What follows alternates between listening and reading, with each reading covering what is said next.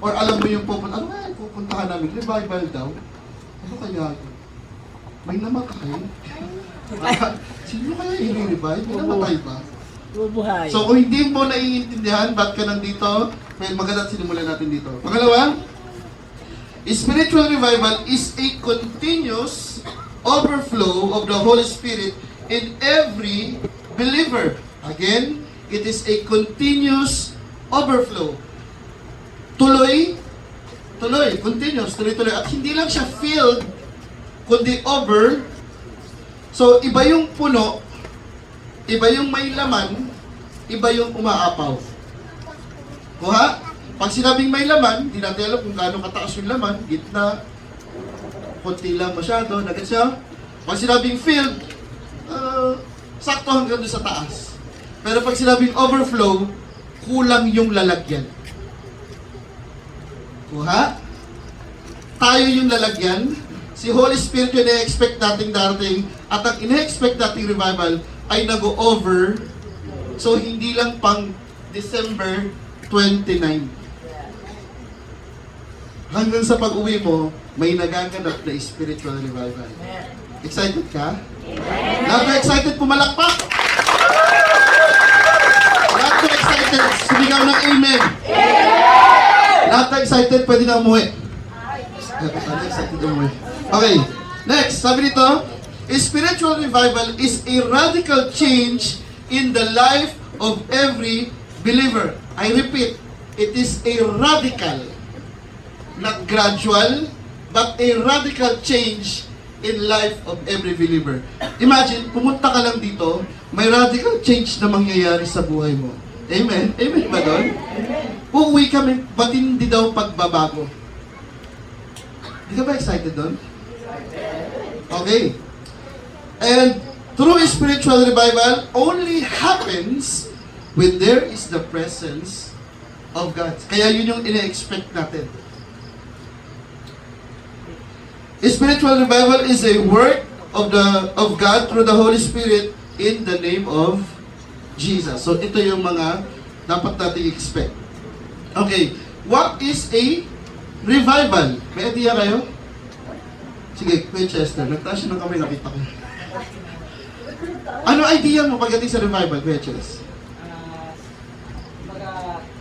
Parang nakakatuloy ba? Sige. Revival, para siyang galing ka sa kaya sabihin na natin na galing ka sa sa isang situation na lang. Galing ka sa pagkabagsak din. I-lift up ka. Sure? Ang ganda doon. Ang ganda doon. Mula sa pagkabagsak, ikaw daw ay lift up, inangat, or itinayo. Ganda, no? Okay. Tama yun. Palakpakan natin si Kuya Chess. Okay. There are two words na makikita natin dito. Yung Greek word is, ano kung tama yung bigas ko, is anazao. Kita nyo ba? Yan. Nang ibig sabihin ay, to be alive again.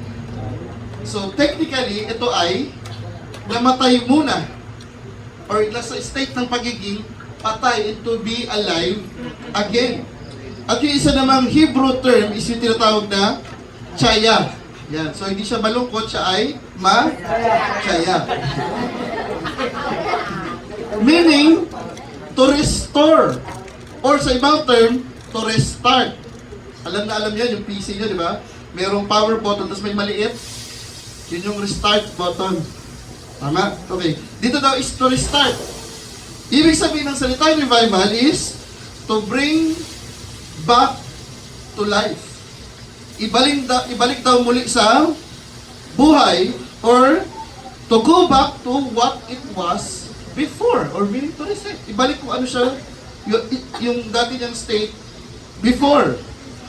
Revive or revival is also a medical term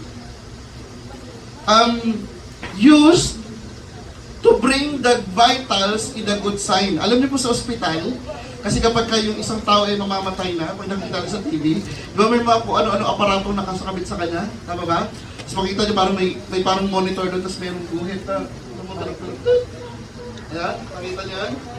Tapos kapag nag-flatline yun, ibig sabihin yung tao ay patay na. Tapos sasabihin ng doktor, mag-ready kayo, i-revive natin yung pasyente. So, marami sila i-check.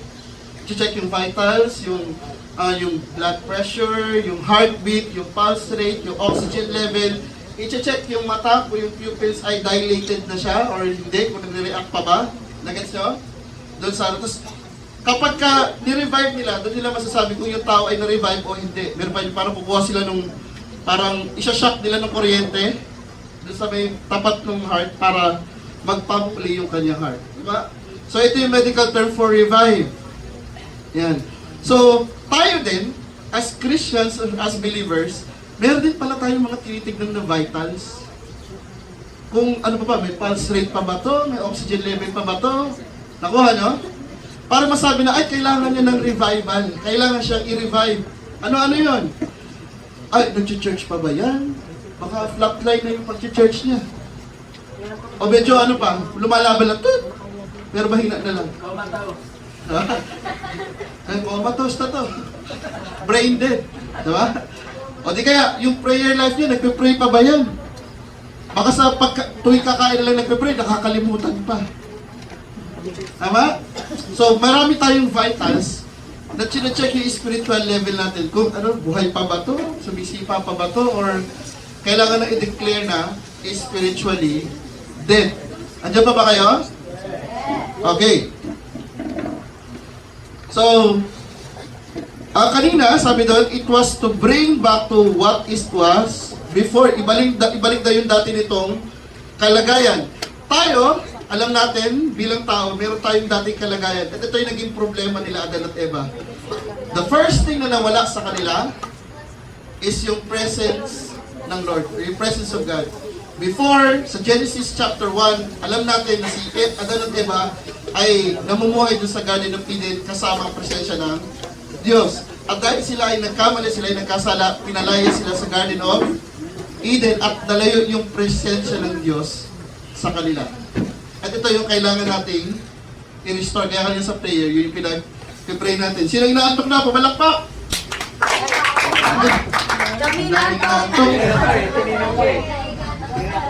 Okay, sige, bibilisan natin.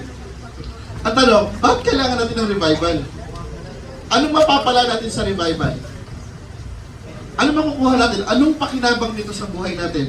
Sige, number 1, sabihin nyo, restored heart. Sabihin nyo nga? Restored heart. Okay, nakita nyo yan? So, ayun o, broken heart siya, tapos sa kabilang side ay binuo ulit. So, kung ikaw ay broken hearted, nasa tamang lugar ka. Tama? Why? Kailangan mo ng revival. Amen ba? Andiyan pa kayo? Sabi nga nung bisita natin last Sunday, hello? Andiyan pa kayo? Hello? Okay. Sabi nito, through revival, merong nagaganap na restoration ng heart. Ano nagaganap doon? Merong repentant heart at merong forgiving heart. At ano doon? Nahihil yung emotion. Genesis chapter 32 verse 20. Ito yung nakasulat sa Tagalog. Sinabi ni Jacob, nakita ko ang mukha ng Diyos, gayon may buhay pa rin ako, at tinawag niyang Peniel ang lugar na iyon. So ano yan? Ito yung kwento na kung saan si Jacob ay nakipag-wrestling sa isang anghel ng Diyos. Ito yung first part ng story. Tapos habang nag-wrestling siya kasama ng anghel ng Diyos, kinapitan niya to, tinanong niya kung ano yung, sabi niya, hindi kita bibitawan hanggat hindi mo ako binibless, sabi ni Jacob. Tinanong siya ng anghel, anong pangalan mo? Sabi niya, Jacob. Tapos sabi ng anghel sa kanya, mula ngayon, ikaw na, hindi ka na si Jacob, ikaw na ay si Israel at siya ay binless. After nun, siya ay, hinawakan sa kanyang, anong part yun? Hindi, parang, sa tendons, at siya daw ay nalimsad. So, nagkaroon ng part sa katawan niya na may diferensya. Ngayon, sabi ni Jacob, yung lugar daw na yun ay tinawag niya Peniel. Ang tanong mo na, Kuya Ed, anong ginagawa ni Jacob doon? Bakit siya nandun? Ano yung purpose doon? Anong significance ng kwento na yun? Bago doon sa kwento na yun, si Jacob po ay pabalik na doon sa bayan niya, papunta doon sa lugar ng kapatid niya, na kung saan ay matagal niyang hindi nakita kasi meron siyang malaking ginawang kalokohan sa kapatid niya. Alam niyo ano?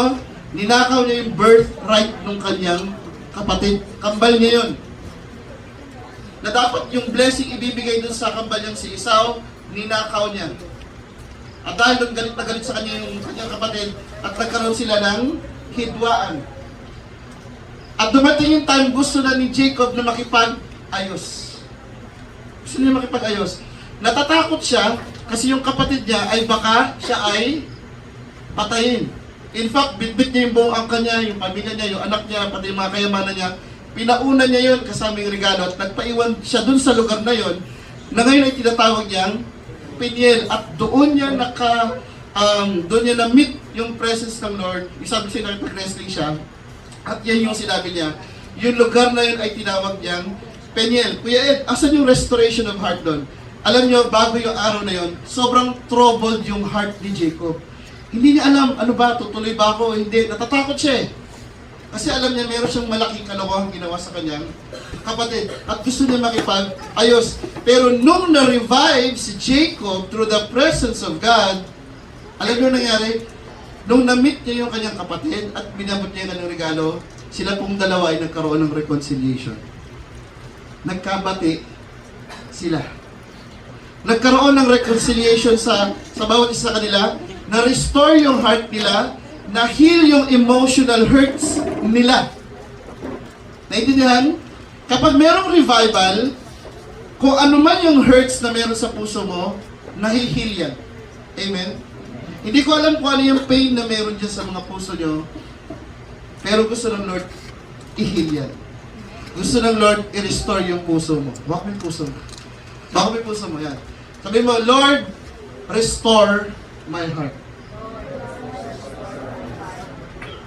Sabi ng Ezekiel chapter 36 verse 26, sabi sa Tagalog, bibigyan ko kayo ng bagong puso, bagong espiritu, ang masuwayin ninyong puso ay gagawin kong pusong masunurin. Amen ba doon? Gusto niyo ba doon? Ang gagawa nun mismo si Lord. Papalitan daw niya yung puso mo, masuwayin at gagawin niya, lalagyan niya ng pusong masunurin. Palakpakan naman natin si Lord. True revival, nagaganap ng change of heart. Amen? Okay. Number 2, our significance or importance ng revival or spiritual revival is nakakaroon tinatawag na renewed strength. Sabihin nyo, renewed strength. Okay, anong meron sa renewed strength? Renewed strength means merong nagkakaroon ng spiritual boldness. Ano yung spiritual boldness? Ito yung spiritual na tapang. Okay, basahin ko to. Sabi ng Isaiah chapter 40 verse 31. Ate Roma, pakibasa. Okay. Sabi na sa? Tuloy lumakas at sumigla ang nagtitiwala kay Yahweh. Lilipad silang tulad ng mga agila. Sila'y tatakbo ngunit hindi magbabago. Sila'y lalakad ngunit hindi manghihina. Amen. Palakpakan mo sa Lord. Sabi sa English version, sabi dito, but those who wait on the Lord will renew their strength. They will soar on wings like eagles. They will run, not grow weary. They will walk and not be faint. The helper of Israel. Sabi dito, yung mga nagtitiwala daw sa Diyos, sabi, those who wait on the Lord, yung mga naghihintay, nagtsatsaga, alam niyo sa Lord, ay maririnig daw yung kanyang strength. At siya daw ay para magiging kagaya ng isang eagle. Bakit eagle? Okay, kwento ko lang sa inyo. Alam niyo ba, isang eagle, ang average lifespan nito is 40 to 50 years. Pag tungtong niya ng 40 years, pag tungtong ng eagle ng 40 years, yung kanyang malakas na pakpak, yung kanyang matatalas na kubo, at yung kanyang matibay na, ito, beak or tuka, pagdating niya ng 40 years old niya, lahat yun manghihina. Mahihina yung pakpak niya, yung kuko niya manghihina, yung beak niya manghihina. Darating yung time, mahihirapan siyang mag-hunt ng food. So, malaking problema yun kasi siya ay mamamatay siya sa guto. Yun ang ginagamit niya pang-hunt, yung kanyang kuko, yung kanyang tuka, at saka yung kanyang pakpak. Tama ba? Alam niyo po anong gagawin nito, eagle?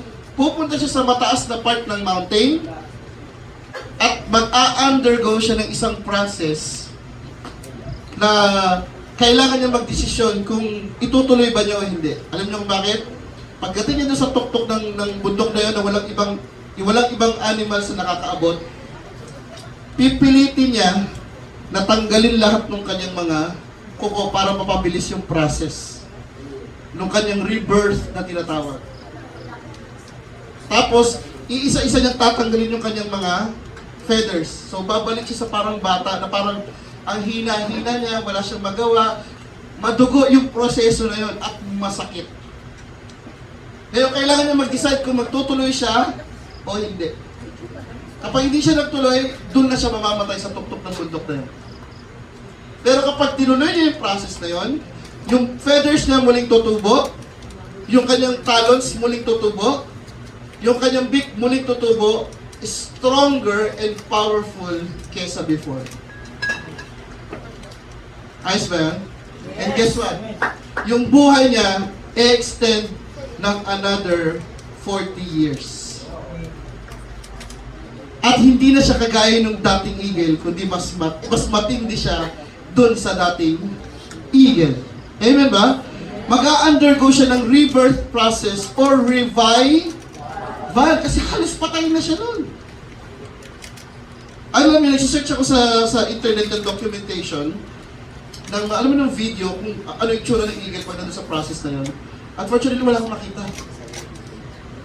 Yung as in actual video, kasi pupunta siya sa bundok na wala talagang nakakarating, kundi siya lang. Magsosolo siya doon. Kailangan niya mag-undergo ng pain. Alam niyo ba kung ilang days tatagal yun? Halos 50 days tatagal yung process na yun. Walang kain, halos kamatay niya talaga. Nakuha niyo? Pero hihintay niya, those who wait on the Lord will what? Will renew their strength. Amen ba? Kung nandito ka at nakakaranas ka ng panghihina, nasa tamang lugar ka. Amen ba? Because God will renew your strength. Next is yung tinatawag na revive of faith. Pag sinabing nagkakaroon ng revival of faith, yung faith mo nagiging stronger and nagiging powerful than before. Nagkakaroon din na tinatawag na continuous growth in faith. At guess what? Nagkakaroon ng spiritual empowerment. Sabihin nyo nga, empowerment. Acts chapter 4, verse 18 to 20. Tagalog? Ivan, pakibasa. Kita ba? Okay, kapit ka rito. Sige. Kaya muling nilang tinatawag sila Pedro at nagsabihan huwag nang magsalita o magturo pa ang muli sa pangalan ni Jesus. Subalit sumagot si Pedro at tayo na ang umakoy kung alin ang tamang sa paningin ng Diyos. Ang sumunod sa inyo ko, ang sumunod sa Diyos. Hindi maaaring di naman bayad ang aming makita at narinig. Amen. Maraming salamat. Palakpakan natin ang Lord sa buhay ni Ivan. Sabi dito sa English version, sabi dito, but Peter and John replied, which is right in God's eyes, to listen to you or to him?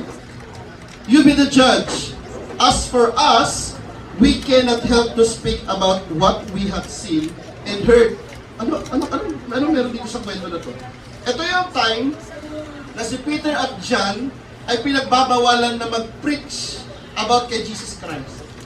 Ang kausap dito si Pedro. Alam niyo ba na bago ito, si Pedro kasama niya ng mga alagad. Nagsabi si Jesus Christ, sabi niya, darating yung time, iiwan niyo akong lahat, dadakpin nila ako, magpatayin, after 3 days, mabubuhay. Sabi ni Pedro, sabi niya, over my dead body, Lord, hindi ko yan iaalaw. Ang sabi sa kanya ng Lord, sabi niya ganun, sinasabi ko sa'yo, bago tumilaw ang manok, 3 times mo ako i-deny. Nung dinakip si Jesus Christ, nagtakbuhan yung mga alagad, pero si Pedro nakasunod mula sa malayo. Pero di siya talaga humiwalay, nakasunod naman, pero mula sa malayo. Minsan may mga ganyang Christian sila pero ayaw i-identify na Christian sila. Nandun lang sa malayo, gigilid-gilid, sisilip-silip. Ngayon may nakakilala kay Pedro, sabi nung isa sa mga tao doon, di ba kasamahan mo yan? si Jesus kasamahan mo yan. Eh, nagkataon si Jesus Christ, pinagbubugbog. Sabi niya, ay, di ko kilala yan. Sabi ni Jesus Christ. Ay, sabi ni Pedro, di ko kilala yan. Tapos, pangalawa na naman, may nakakilala sa kanya. Hindi, nakita kita, kasama mo yan. Kasamahan mo yan. Sabi ni Pedro, sumpaman yung langit, hindi ko yan kilala. Grabe, no? 3 times niyang dininay si Jesus Christ. Why? Kasi natatakot siya. Siyempre, nakita niya, binubugbog na yun. Pag sinabi niya, ay, oh, tropa ko yan. Ang ganito, kasama tropa ka pala eh. Kaya, bugbog ka rin. Nagets nyo? Bugbog-burn na din siya. Kung sakasakali. Pero dahil nakita niya, pinagbubugbog na, i-deny niya si Jesus Christ 3 times. Alam niyo bakit? Natakot siya. Takot si Pedro. Baka sapitin niya yung pambubugbog na sasapitin ni Jesus Christ. Eh, pinako si Jesus Christ. Baka pati siya, ipako din. Ako ano? Minsan, ewan ko, na-experience ko na yun. Meron kang kaibigan, ito, kwento ko lang to ha. Kwento ko to. Huwag niyong gagayain. Sabi nila, minsan daw yung pinakamatalino sa klase, hindi naaalala. Hindi naaalala. Yung valedictorian, naalala niyo pa ba? Ako, hindi ko na naalala kung sino yung valedictorian namin ng grade 1 eh. Hanggang grade 6, hindi ko na naalala. Pero alam niyo kung tumatatak? Yung natay sa shirt. Hindi niyo yung makakalimutan. Ngayon, meron akong kababata. Hindi ko na babanggitin yung pangalan. Naalala ko talaga. Ngayon, magka-classmate kami.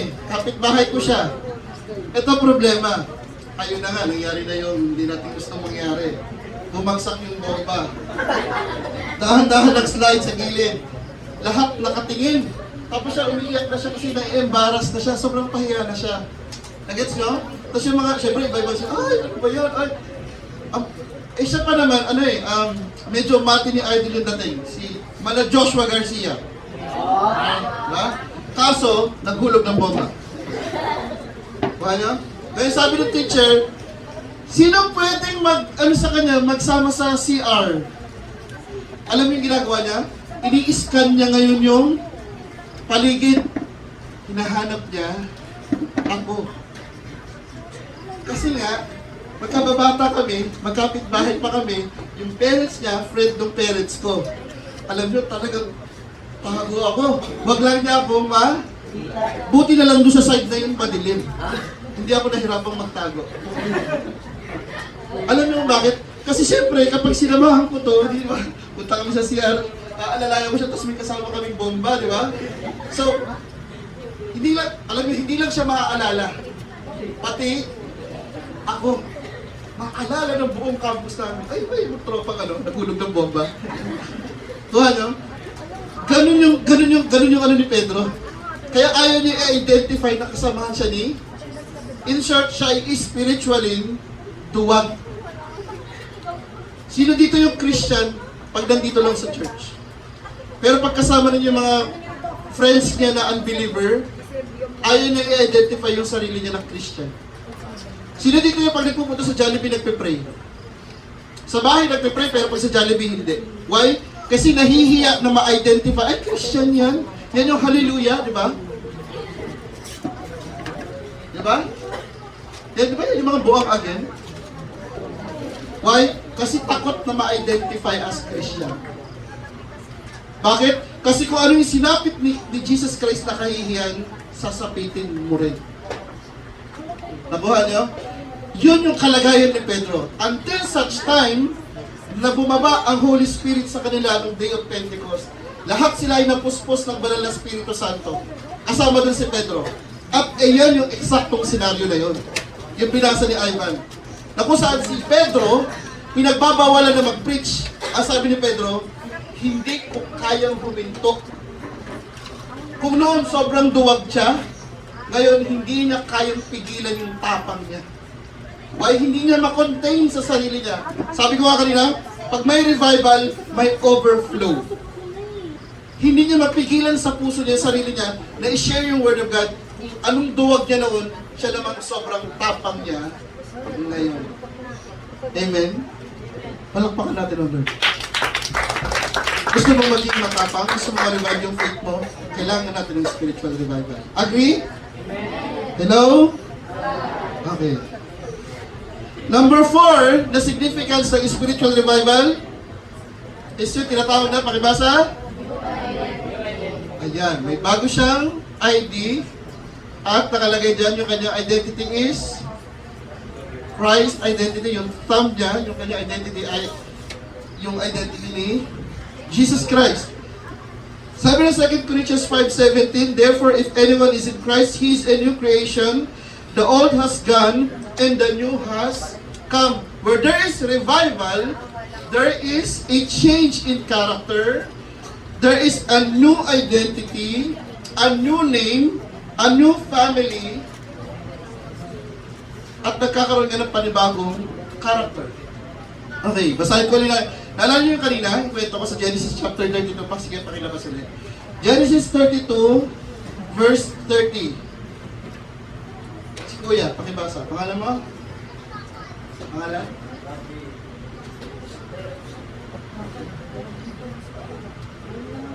Ano pangalan niya? Si? Andy? Randy. Okay, palakpakan naman natin si Randy. Tayo, Randy.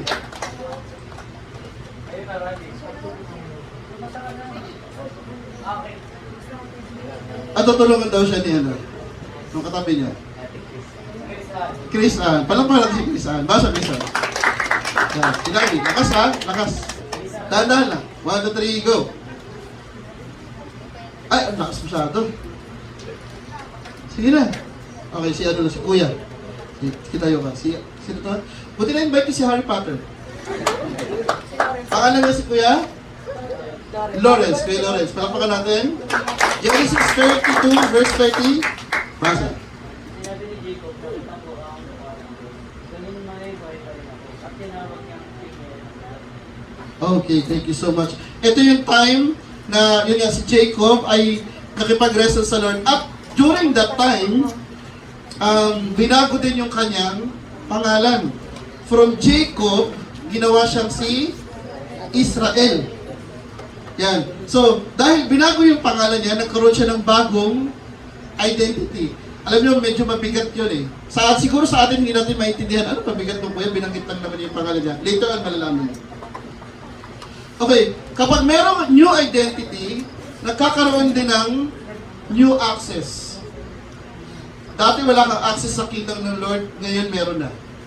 Sabi ng John chapter 1 verse 12, kung sino mang sumampalataya sa Kanya, ay binigyan ng karapatan na maging anak ng, yun yung bagong identity.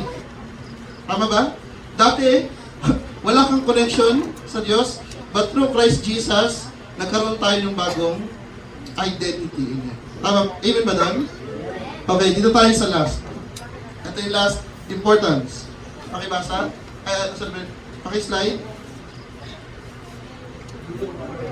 Ayan, new purpose. Acts chapter 9 verse 15. Naka-flash na ba? Si ating naka-maroon. Pangalan mo ate? Kiana. Okay, tayo. Ate Kiana. Palakpakan natin si ate Kiana. Okay, sige po. Basa. Go.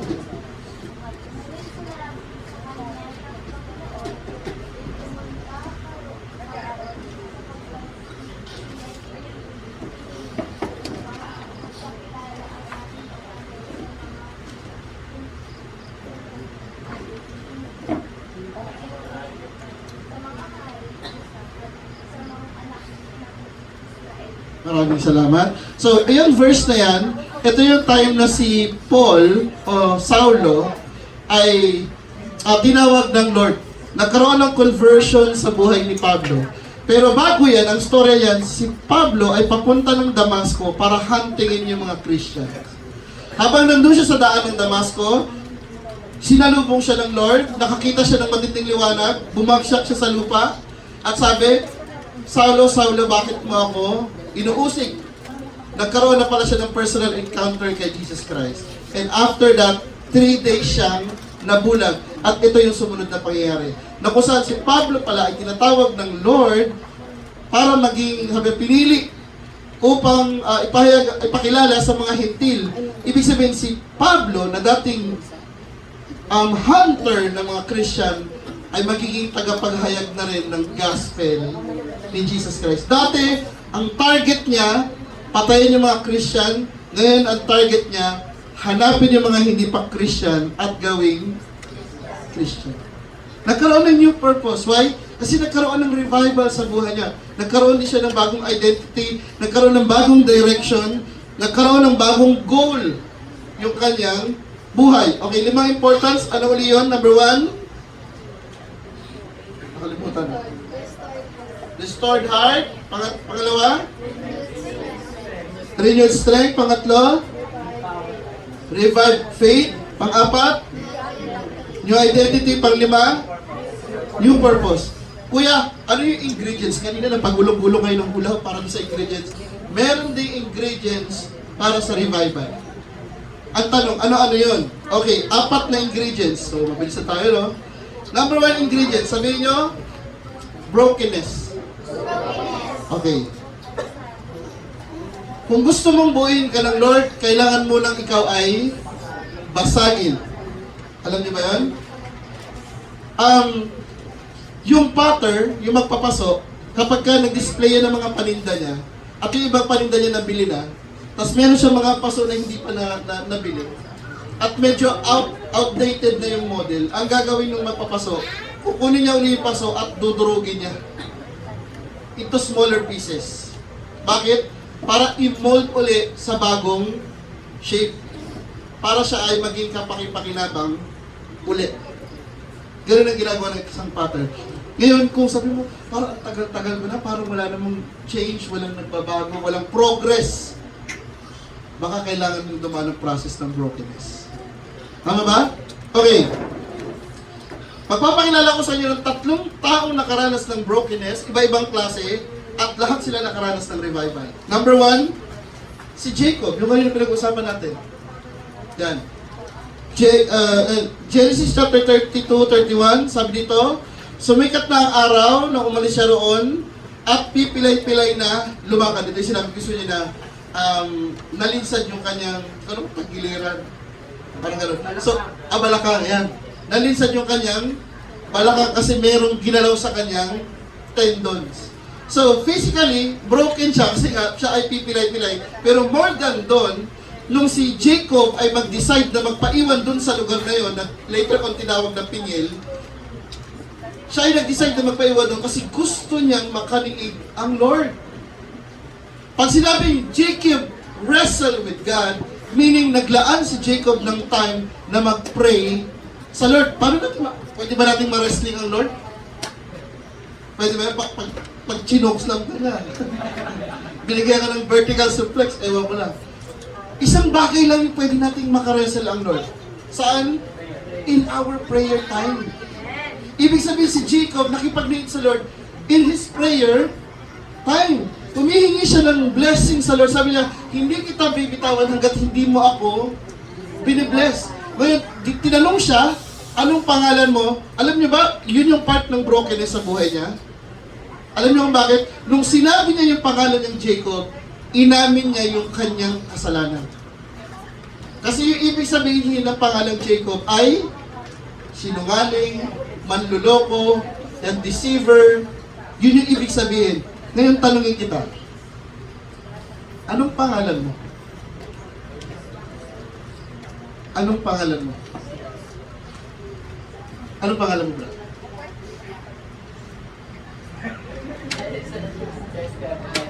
Ha? Okay, sabi niya Chester. Audrey, anong pangalan mo? Ay, Audrey, anong pangalan mo? Bro, anong pangalan mo? Nathaniel. Hindi ko tinatanong yung pangalan mo. Tinatanong ko anong pangalan mo. Hindi ko ha? Pangalan yung nakadilaw? Ay, ikaw nakadilaw. Yellow man. Anong pangalan mo? Ha? Ikaw si Jacob? Jacob ba talaga to? Hinali sa'yo. Okay. Nung tinatanong siya ng Lord kung anong pangalan niya, tinatanong niya, anong kasalanan nagawa mo? Ano ka? Kasi si Jacob, nakapaloob sa pangalan niya yung pagiging sinungaling niya. Nakapaloob sa pangalan yung pagiging manloloko yun. Alam niyo, sinabi ko kanina, niloko niya yung kanyang tatay para makuha yung blessing na dapat para sa kuya niya. Yun yung ibig sabihin ng pangalang Jacob. Pwede sabihin mo sa akin, anong pangalan mo? Kuya, ang chick boy po. Kunyari lang, kunyari lang. Kunyari lang. Anong pangalan mo? Kuya, mangungupit po. Kuya, ano ay... Bro, anong pangalan mo? Sinungaling po. Madali ba yun? Madali ba yun? Hindi yun madali. At doon naganap yung brokenness kay Jacob. Why? Yung aminin mo yung kung sino ka, hindi yun madali. Bro, sino ka? Anong pangalan mo? Hindi, sige, pili na lang kayo kung sino gusto niyo. Kasi makakatabi kayo. Hindi, ikaw lang. Mr. Lacoste. Anong pangalan mo? Leader. Leader. Si... Tayo ka bro, nakapatid. Anong pangalan mo? Sino? Nakuha nyo? Nakuha nyo? Hindi yun madali. Pero nasabi niya, in front of us, na sinungaling siya. Why? May time sa buhay niya, or baka yun yung dominant scene sa buhay niya, at gusto niya yung ma-break. That part, doon papasok yung brokenness. Tama? Most of the time, ang pinapakita natin yung maganda. Sino ka? Gwapo po. Diba? Sino ka? Maganda po. Puro magaganda yung binabanggit. Pero yung pangit, itinatago. Why? Kasi ayaw nating maging broken. Ang tingin natin sa brokenness ay pagkatalo. Ang tingin natin sa brokenness ay sobrang pangit. Nakuha natin? Pero hindi ka marirevive, walang revival na mangyayari sa buhay mo kung hindi ka mabe-break, hindi ka mabobroke. I tell you, kailangan kang basagin. Kailangan nating mabasag sa harap ng Lord. Amen? Wow, bila na. Andiyan pa kayo? Naantok na? Okay, number 2. Kan. Okay, ito ay nasa Book of Isaiah. Iba yung nakalagay. Isaiah 30, Isaiah Genesis eh. Okay. Typo. Sorry, yan ay Isaiah chapter 6, verse 4 onwards. Sabi dito, sige, sinong malakas na loob dyan? Si, ano? Sige. Basa. Lapit. Sa lakas ng kanilang tinig ay nayanig ang mga pundasyon ng templo. At ang loob nito ay napulo ng puso. Sinabi ko, kawawa ako sapagkat ako ay isang makasalanan. At mula sa isang lahing makasalanan, mapapahama ako sapagkat nakita ko ang hari, si Yahweh ang mga pangyayari. Ang nagsasalita po dyan si Isaiah. Okay lang ba? Narinig ba ako? Hindi ako nag-mic. Okay, sige. Okay, ito po ay si Isaiah. So yun sabi niya, sa lakas ng kanilang tinig ay nayanig ang pundasyon ng templo at sa loob ay napuno ng usok. Yan. So hindi yan vape ha. Yan ay vision kay Isaiah. At dyan sa vision na yan, nakita niya yung presence ng Lord. At nung makita niya yung presence ng Lord, ito yung nasabi niya sa sarili niya. Sabi niya, kaawa-awa ako sapagkat ako'y sa isang makasalanan at mula sa lahi ng makasalanan, mapapahamak ako sapagkat nakita ko ang hari, si Yahweh ang makapangyarihan sa lahat. Nung makita niya yung presence ng Lord, nasabi niya, woe to me. Hindi siya rapper. Ay, ibig sabihin nun, mapapahamak ako. Sabi niya, kahabag-habag yung kalagayan ko sa harap ng Diyos. So, bigyan ko kayo ng idea, sino ba si Isaiah? Si Isaiah ay nagmula sa lahi ng mga prophet. Yung tatay niya, yung lolo niya, yung buong kanya, galing sa lahi ng prophet. So, basically, si Isaiah is prophet in the making. Tama? Baga, siya ay prodigy na maging prophet in future. Ngayon, kung ikaw ay prophet, anong part ng katawan mo yung pwede mong ipagmalaki? Ha? Mukha? Mukha ba? Utak? Sige. Puso? Very good, ang galing. Para tayo bumubuo ng lugaw with laman. Ano pa? Ano ba yung main parts ng katawan ng isang prophet na talagang nabu-work? Yung kanyang, may narinig ako, bibig. Kasi ang main function ng isang prophet ay to foretell kung ano yung mensahe ng Diyos. Sabihin kung ano yung mensahe ng Diyos. So yung bibig niya, yung pinaka, baga, pwede niyang maipagmalaki. Pero alam niyo ba, sabi niya, nung makita niya yung presence ng Lord, isang bagay lang yung nakita niya.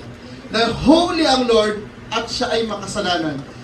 Pure ang Lord at siya ay sobrang dumi. At sabi niya, mapapahamak ako.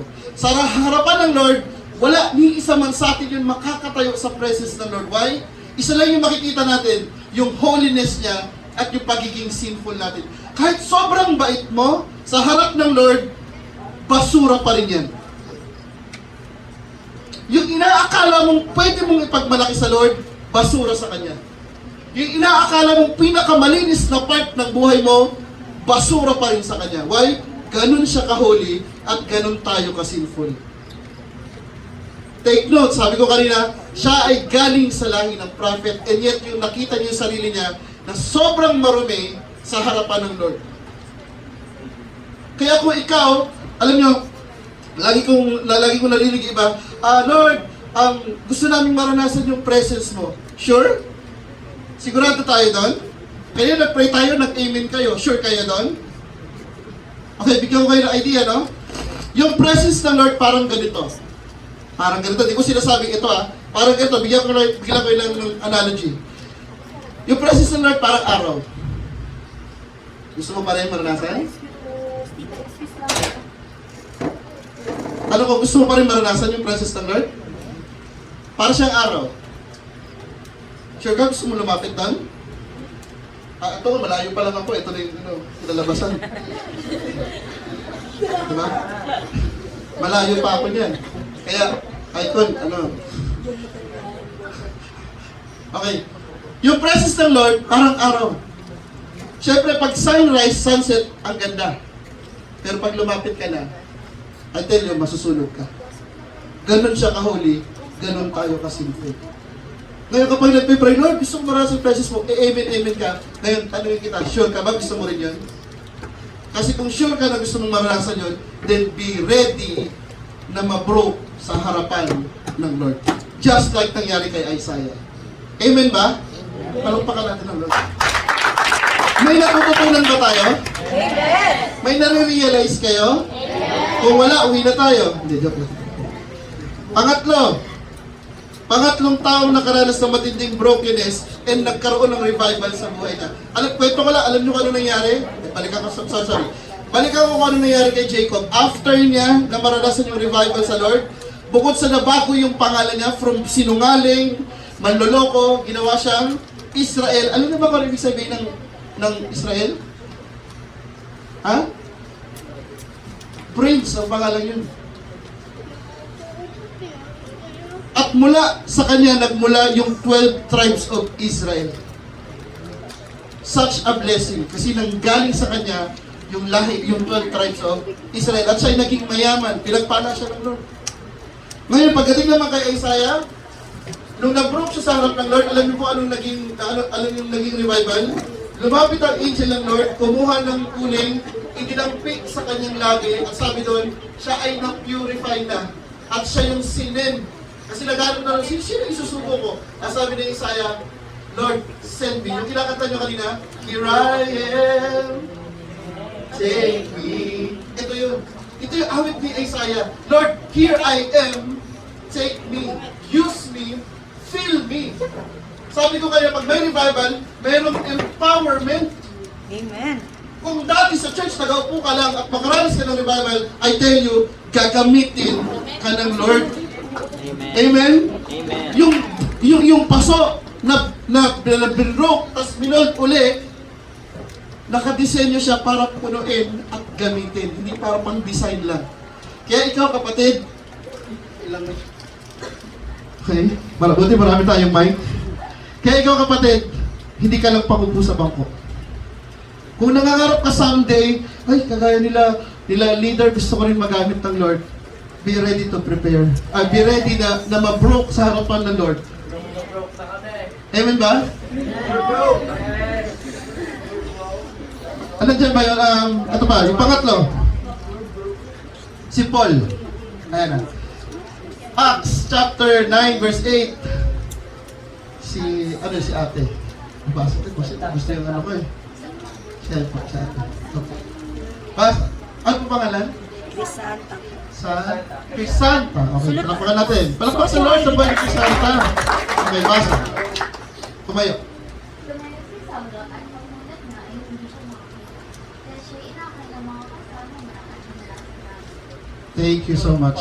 So, ito yung time na sabi ko sa inyo, si Saulo ay, alam mo yun, na-meet niya yung presence ng Lord sa pamagitan ng matinding liwanag.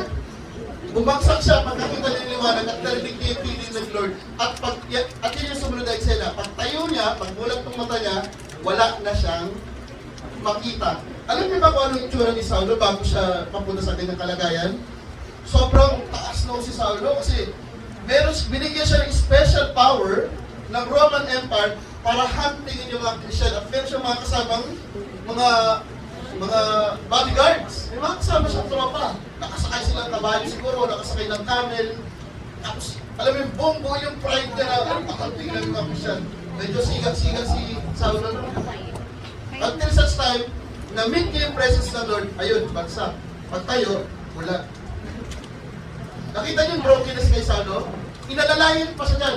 Kung anong tikas niyang tumayo nung dumating, siyang hila niya nung tumayo nung mapit niya yung presence ng Lord. Why? Kailangan talaga ng brokenness. Minsan kailangan ng basagin ng Lord yung kayabangan na meron tayo. Amen. So ang tingin mo sa sarili mo, sobrang galing mo, sobrang talino mo, sobrang gwapo mo, or sobrang ganda mo, I tell you, lahat ng sobra na yan, kailangan kang basagin ng Lord dyan.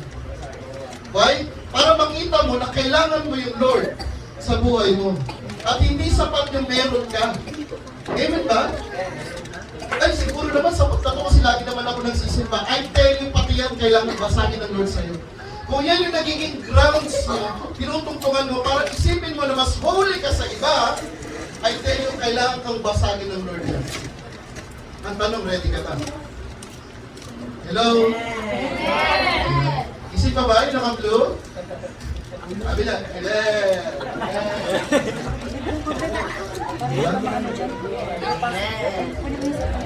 okay. Ano yung unang evidence?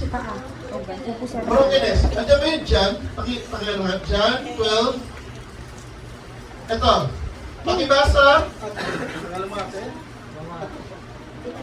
Pangalan mo? Noah. Uy, grabe. Kapit kaya, pasok sa barko. Ito na si Noah.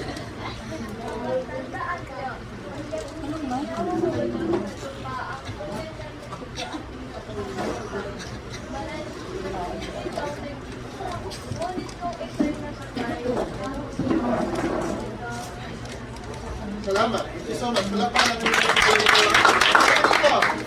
Reminder. Sabi ng Lord, pakatandaan ninyo, hanggat hindi nahuhulog sa lupa ang butil ng trigo at mamatay, mananatili itong nag-iisa, ngunit kung ito'y mamatay, mamumunga ito ng sagana. Yung butil, yung seed, yung binhi, hanggat hindi daw nalilibing or hindi namamatay, mananatili siya nag-iisang buto.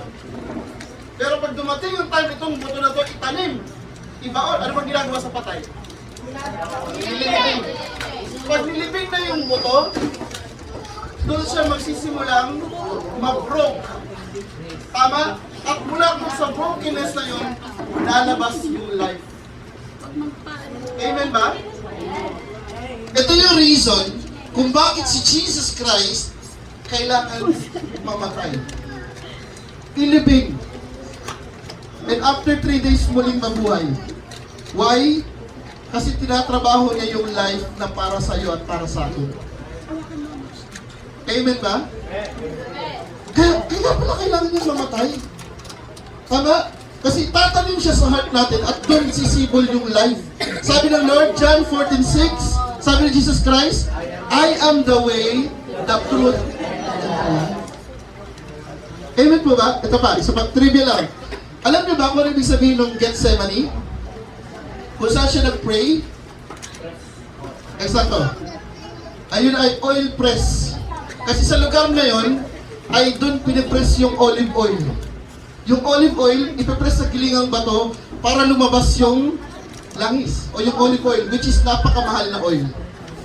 Kaya pala doon si Jesus Christ, sabi ng Lord, halos madurog yung puso niya nung nagpipray siya. Sabi niya, Lord, sabi niya, Ama, hanggat maaari sana wag mo iparanas sa akin itong paghihirapan ko. Na siya ay bubugbugin, papakong, mamatay. Pero sabi ni Jesus Christ, hindi yung kalooban ko, kundi yung kalooban mo yung masunod. Kaya pala si Jesus Christ, parang olive. Halos i-crush. Para lumabas yung oil. Sino yung oil? Si Holy Spirit.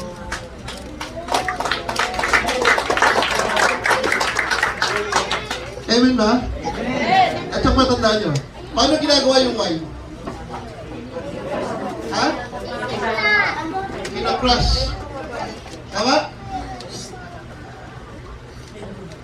Sa tingin natin, napakapangit ng part ng brokenness. Pero I tell you, maraming nagaganap na transformation sa brokenness. Huwag natin katakutan ng brokenness.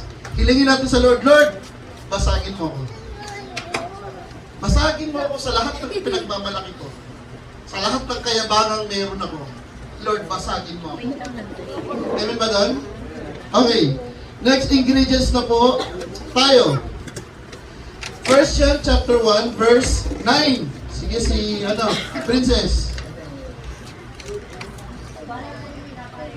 Okay, ulit. Start. Malakas. 1, 2, 3. Ganda lang ha, go. Subalit kung ikinakain natin ang ating mga kasalanan, patatawarin tayo ng Diyos sa mga at lilinisin tayo sa lahat ng ating kasalanan, sapagkat siya'y tapat. Amen. Thank you so much. Palakpakan natin ang Lord sa buhay ni Princess. Sabi sa English version, if we confess our sins, He is faithful and just and will forgive us on our sin and purify us from our unrighteousness.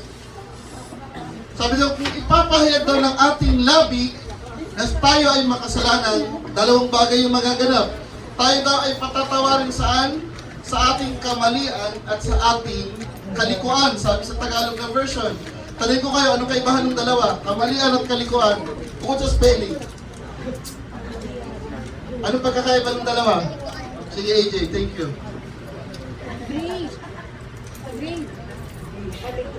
May idea kayo? Sige, go. Try. Kamalian is yung mga wrongdoing. Typical na mali. Okay. Tapos yung kalikuan, lumaluwas ka naman. Okay. Wait, malapakan natin. Close enough. Sige, Ray.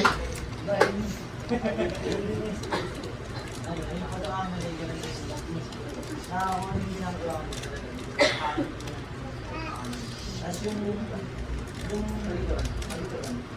nandun ka sa pupunta ka na sa pagbuti. Ah, yun. Palakpakan natin. Sige. Thank you. Ano na, yung kamalian, parang ligas na sa tao, tapos yung kaliban, parang choices na. Okay, palakpakan natin ang Lord. Okay. To incorporate lahat to sinabi, lahat yung tama. Tama. Minsan, natural talaga sa atin nagkakamali. Tama? Minsan kailangan natin magkamali para matuto. Pero pati doon sabi ng Lord, patatawarin ka niya. Kasi may alam mo yun yung, sabi nga ni Rose is, honest mistake. Hindi mo naman talaga sinasadya. Nagkamali ka lang. And later on, next time, hindi ka na doon magkakamali. Kasi alam mo na mali yun. Tama ba? Which is natural. Pero yung kalikuan, alam mo ng liko, dinire-diretso mo, pa rin. Sabi nga ni Atong, choice mo yun. Ito yung good news. If we confess our sin, doon sa kamalian at doon sa kalikuan, sabi ng Lord, dalawang bagay ginagarantiya niya. He's being just and being faithful, kaya kanyang patawarin. Amen ba? Palakpakan natin ng Lord. He is powerful enough para tayo ay kanyang patawarin. So number 2 ingredients of revival, aside from brokenness, is yung repentance. Pero yung kanina, na binasa natin sa John, 1 John 1:9, is the act of confessing. So dalawang bagay ito, no? Dalawang bagay. Una, kailangan mo i-confess ng iyong bibig. Kuya Ed, repentance na ba yun? Not yet. Kasi ibig sabihin ng salitang repentance ay metanoia. Meaning to say, a change of heart and a change of mind. So hindi lang ito yung umiyak ka, sorry ka, repentance na yun. No. Kailangan mayroong pagbabago ng direction. Lord, sorry, kasi ako po ay nangupit. Next time po, lalakihan ko na. Walang repentance doon. Why? Kasi hindi ka naman nagbago ng direksyon. Ang repentance, humingi ka ng sorry at nagbago ka ng direction. Tandaan nyo ha, 180 degrees na yung ikot. Huwag 360 degrees. Alam niyo ba yung 360? Ha? Halimbawa, andito yung kasalanan, andito yung Lord. Pag umikot ka ng 360 degrees, saan ka nakaharap ulit? Pero kapag repentance, ibig sabihin 180 degrees lang yung ikot mo. Nakaharap ka na kanino? Kay Lord. Amen ba? Ito ang repentance na tinatawag. Okay. Number 3. Ingredients. Ano yung una? Number 2. Repentance. Number 3. Sabihin nyo. Disconnected or... Okay, nakita niyo yan? Ito ay isang island na siya ay naka-isolate o nakahiwalay. Tapos yung isa naman ay naglagay siya ng kanyang boundary. Bakit mahalaga to? Bakit kailangan disconnected? At bakit kailangan mag-set ng boundaries? Paki-slide please. Okay. So, yung picture na yan, kailan ko binabanggit ito? Sino to? Si Jacob. Siya yung nakipag-wrestle with God. Tama? Alam niyo ba? Sabi ko kanina, na siya ay nagpaiwan doon sa lugar na yon, ipinauna niya yung kanyang mga anak, yung kanyang mga utusan, at nagsolo siya doon. Nagsolo siya doon. Bakit kailangan ng isolation? Bakit kailangan i-disconnect? Romans chapter 12, verse 2. Pakibasa, pakiano nga slide. Icon. Huwag kayong makiayon sa takbo ng mundong ito. Sa halip, hayaan ninyong baguhin ng Diyos ang inyong pag-iisip upang naunawaan ninyo ang kanyang kalooban. Sa gayon, magagawa ninyo kung ano ang mabuti, malugod-lugod at ganat na kalooban. Thank you so much. Palakpakan natin na sa buhay niya, Icon. Sabi dito, huwag ka tayong makiayon, huwag kang makisabay sa kung ano daw yung agos ng mundo. Ang agos ng mundo ay papunta sa kasalanan. Ang sabi ng Bible, ikaw ay dapat salungat. Kung sila papunta doon, ikaw palayo doon. Ibig sabihin, pa-disconnect, pa-isolate. Bakit? Ano meron doon? Okay, ito tandaan natin. The moment na hininaan mo yung volume ng mundo, that's the time maririnig mo yung volume ng Lord. O yung tinig ng Lord. Bakit hindi mo siya marinig? Ang lakas kasi ng volume ng Facebook. Hindi mo marinig yung tinig ng Lord. Gusto mo marinig yung tinig ng Lord? Hinaan mo yung volume ng mundo. Kasama si Facebook, si TikTok, ano pa ba? Yung mga bagay na mapunta sa kamunduhan. Amen? Kung gusto mong marinig ang tinig ng Lord, kung ayaw mo, itodo mo lahat yan hanggang sa pambingi ka. Nababog yung eardrum. Hindi mo marinig talaga ang tinig ng Lord unless na magkaroon ng disconnect. I-disconnect mo yung sarili mo sa world. Yan sabi ng Romans. Huwag kang makiayon, huwag kang makisabay, huwag kang makisali. Okay, balik sa picture. Si Jacob, ito ay alam niyo po anong nangyayari kapag naka-isolate? Si Moses umakyat doon sa Mount Sinai, 40 days and 40 nights siyang naka-disconnect. Alam niyo anong nangyayari? Pagbalik lang naman niya, dala niya yung tablet. Yung 10 Commandments. Ganun katindi yung kwentuhan nila ni Lord. Pagbalik niya, dala niya yung 10 Commandments. Gusto mong marinig yung tinig ng Lord? Gusto mong makakwentuhan siya? Kailangan i-isolate. At gaya ng turo ni Jesus Christ, dito, nasa Gethsemane siya. Actually, kasama niya dyan yung mga alagad. Kumiwalay siya konti, at nag-pray siyang ginawa niya yung sinasabi niya, yung tinuturo niya. Sabi niya ganun, but when you pray, go to your closet. Kapag magpe-pray ka daw, pumunta ka doon sa closet mo. Yun yung inner place mo, which is yung prayer life mo, at doon mo makakaliig ang Lord. Amen. Amen ba? Andiyan ba kayo? Amen. Yun eh kung gusto mo. Tama? Kung gusto mo ng revival, kailangan mong i-disconnect yung sarili mo sa world. Otherwise, hindi mo marinig. Sabi doon, pakibalik yung verse. Sabi niyo doon, sa halip, Hayaan ninyong baguhin ng Diyos ang pag-iisip upang maunawaan ninyo ang kalooban niya. Hindi mo kasi maintindihan yung kalooban ng Lord eh. Why? Kasi walang pagbabago ng isip. Kasi nga, kasali ka sa world. Bigyan ko kayo ng analogy or ng illustration. Lagi ko itong ginagamit. Saan pinapanganak yung mga isda?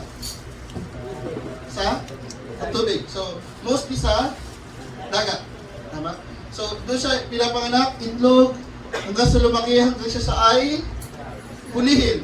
Hanggang siya isda. Galing. Hanggang siya sa ay hulihin. Pagkahuli sa isda, lilinisan, tapos anong gagawin? Ituhin agad? Ganun kayo? Ang lalagay? Asin. Lalagyan ng asin o lalagyan ng magic? Kaya yung kanina. Diba? Ang tanong, buong buhay niya mula pagkabata hanggang sa lumaki siya, doon siya nakatira sa dagat na maalat. Bakit nung hinuli siya, hindi siya?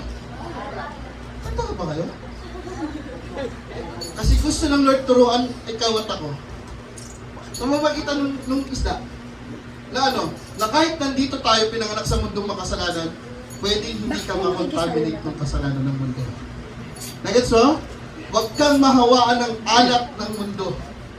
Para ka dapat na isang, tignan mo yung katabi mo. O, di ba? Mukha ano yan?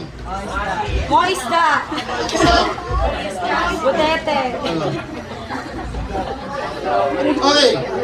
Okay, huwag tayo magtapos sa disconnect. Baka sabi niyo, ay, i-disconnect lang pala for 40 days or 3 days. Hindi lang. After mo mag-disconnect at paranasan mo yung revival, sabi ko kanina, continuous. Hindi lang siya isang beses, hindi lang siya one time, hindi lang siya isang araw. Kundi araw-araw sa buhay natin dapat merong revival. Kaya kailangan natin mag-set ng mag-set ng boundaries. Nehemiah chapter 4, verse 6. Pakibasa, Ate Hana. Lalo kaming nagpatuloy sa pagtatayo ng pader, kaya't hindi nagtagal at mga lahat na ang taas nito, dahil masigasig ang mga tao sa pagtatrabaho. Okay, ito yung time, thank you so much, palakpakan natin ng Lord sa buhay ko sana. Ito yung time na si Nehemiah, inudyok niya yung bayang Israel, itayo muli yung walls of Israel. Buo na yung templo, pero yung walls, sira pa rin. Dahil doon, yung mga kaaway labas-pasok sa loob ng kanilang teritoryo. Ano yung significance ng wall? Ano yung ibig sabihin nito? Tayo bilang Christians, dapat nakatayo yung wall. Why? Kasi kung hindi, yung mga unbeliever, yung mga ginagawa ng mga makasalanang mundo, labas-pasok lang din sa buhay mo. Ikaw yung templo ng Diyos, pero yung gawa ng kaaway, labas-pasok lang din sa'yo. Church pag linggo, makamundo pag Lunes. Church ulit pag linggo, makamundo pag Lunes.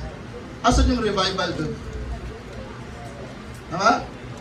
Church pag December, January, naman, balik ulit December. Tayo? Why? Kailangan natin magtayo ng wall. Bakit ka nagtataka? Gusto ko naman lumago, hindi ako lumalago. Tanungin mo yung sarili mo, nakapagtayo ba ako ng spiritual walls? Kasi kung hindi ka magsiset ng boundaries sa'yo at sa world, I tell you, pagkatapos ito, balik ka uli sa dati. Dapat pagkatapos nito, hindi ka na the same as before. Dapat mag-set ka ng spiritual boundaries. Sa mga kaibigan mo, sa mga classmate mo, alam mo dapat yung limitasyon mo bilang isang Kristiyano. Bibigyan ko ng illustration. Tayo bilang Christians, para tayo nasa loob ng isang malaking balon. Na-imagine nyo? Nandun ko sa loob ng balon. Mula doon sa loob ng balon, kahit anong gawin ng kaaway, hindi kanya kayang hawakan. Hindi kanya kaya saktan, hindi kanya kaya abutin. Kasi yung balon na yon na clear, andun yung protection ng Lord, andun yung wall. Yun yung wall, yung protection, yun yung boundary mo. Kaya hindi ka kayang galawin ng kaaway. Alam nyo kung anong gagawin ng demonyo? Mula doon sa transparent na balon, magpapakita siya ng mga bagay na, halimbawa, ice cream, cake, mga bagay na gusto mo, iPad. Tapos the moment na ilabas mo yung daliri mo, that's the time na hahatakin ka niya palabas nung balon na yun at pwede ka na niyang atakihin. Nakuha mo? Pero hanggat nandun ka sa loob, hindi ka magagawang galawin ng kaaway. Amen ba doon? Amen! Palakpakan natin ang Lord.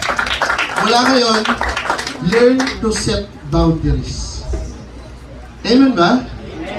Okay, ito yung last. At yung pinakamahalagang ingredients, at dito na rin tayo tatapos. Pakibasa? Desire. I tell you, walang revival na magaganap kung hindi na nasain ang puso mo. Nasain natin yung brokenness. Nasain natin yung revival. Hilingin natin sa Lord, Lord, i-revive mo ako. I-revive mo yung vitals ng spiritual life ko. Gusto kong ma-revive. Gusto ko after nito, hindi na ako kagaya nung dati. Gusto ko after nito, merong empowerment. Gusto ko after nito, gamitin mo ako sa ministry, mightily and anointingly. Kailangan magkaroon tayo ng eager desire. 2 Chronicles chapter 7, verse 14. Psalms 51, 10 to 11. Ito po yung prayer ni David after niyang magkamali o magkasala sa Lord. Ito yung kanyang prayer. Sabi ni David, isang pusong tapat sa aking likhain. Bigyan mo, O Diyos, ng bagong damdamin. Sa iyong harapan, huwag akong alisin. Ang iyong banal na spirito ay panhariin. Yung desire ni David dun sa prayer niya, nawa yun din yung desire natin. Nawa ito rin yung desire ng puso mo. Tayo lahat. And this will be the last verse. 2 Chronicles chapter 7 verse 14. Sabi nito, if my people who are called by my name, number 1, will humble themselves, pray, seek my face, and turn from their wicked ways, then I will hear from heaven, I will forgive their sins, and heal their land. Kapatid, 4 na bagay. Una, humble themselves. Ito yung dahilan kung bakit pinahubad ng Lord kay Moses yung sandalyas nung makita niya yung burning bush. Sabi ng Lord, hubarin mo yung sandalyas mo kasi yung lugar na kinatatayuan mo is a holy ground. Ang first step papalapit sa Lord is humbleness. Ano po?